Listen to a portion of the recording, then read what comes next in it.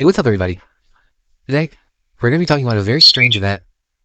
I never really heard of it, and I couldn't find any videos dedicated to the subject matter, so I thought it would make for an interesting video with everything going on nowadays, and so that we could all investigate further.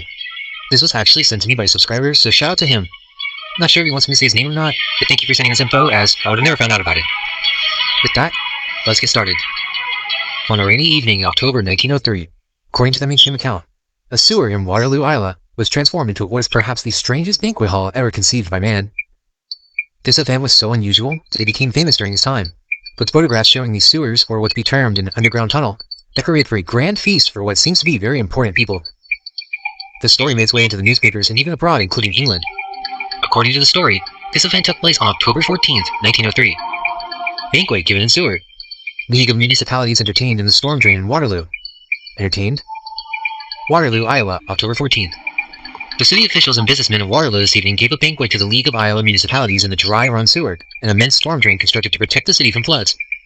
The drain is 3,385 feet in length, 12 feet high, and 12 feet wide. It is dry except when heavy rains cause floods.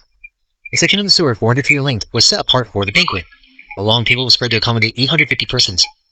Mayor Jones of Toledo was one of the speakers. Others were Attorney General Mullen of Iowa, Mayor J.C. Williams of Oskaloosa, and Prosecuting Attorney Sherman Mears of Waterloo. Now, I find it very interesting because most of the articles in the modern day don't really mention how many people were coming to this event in the sewer. So let's just say they did construct it, and they thought it was a great accomplishment. Even so, it's very bizarre.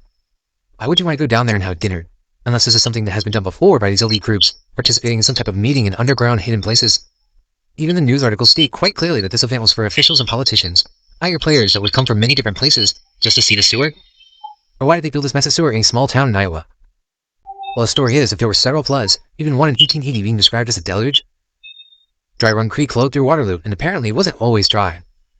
There's a newspaper report discussing how the Dry Run became a mighty torrent of floods, but this also led to someone's death, and that this Dry Run was actually the bed of some ancient stream. This flooding was a big problem, and it happened again in 1902. The creek rose over 3 meters in just a few minutes. They knew this was going to be a problem, and they needed to solve this issue. Which, obviously, that's the mainstream story.